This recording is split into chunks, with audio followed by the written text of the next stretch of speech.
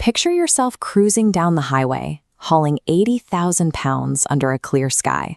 Your gauges are sitting perfectly in the green, and the steady hum of your diesel engine is doing exactly what it's supposed to do. Then, without warning, the truck begins surging forward. You lift your foot off the pedal, but the RPMs keep climbing. The rig is accelerating entirely on its own. You instinctively reach for the ignition and pull the key completely out of the dashboard. The engine doesn't stop. Instead, it screams louder. Your steering and brakes are now fighting a machine that is operating entirely outside of your command. The physical tools you rely on to control this massive weight have just become useless. How exactly does a modern piece of heavy machinery keep running without its key?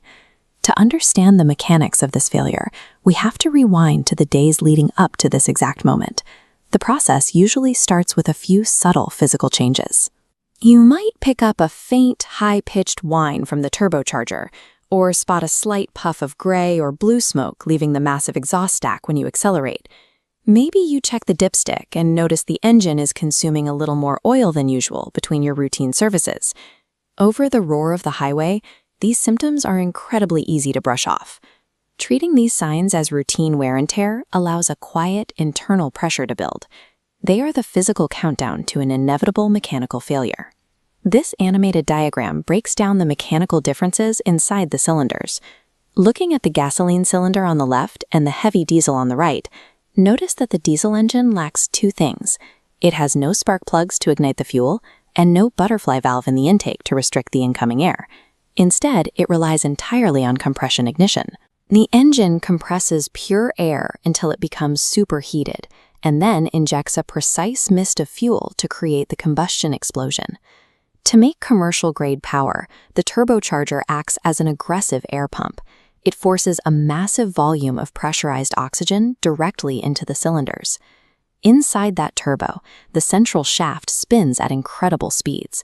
It survives by floating on a microscopic, highly pressurized film of engine oil, held back by a tiny, high-pressure seal. You now have a system with an unrestricted supply of oxygen, sitting millimeters away from high-pressure oil. The exact physical conditions for a self-feeding loop are locked in place. This diagram shows what happens when that structural threshold is finally crossed.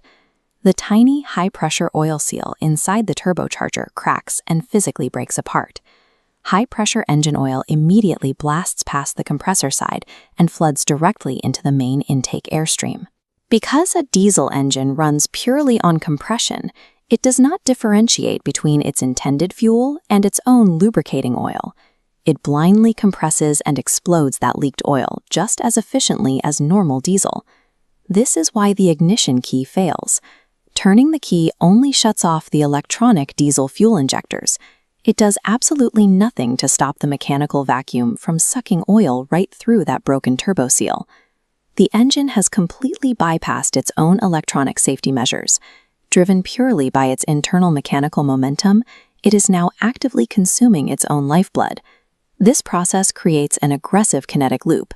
Higher RPMs pump more oil into the intake, which forces the RPMs even higher, sending blinding clouds of thick smoke erupting from the exhaust stacks. Inside the engine block, the physical strain escalates wildly.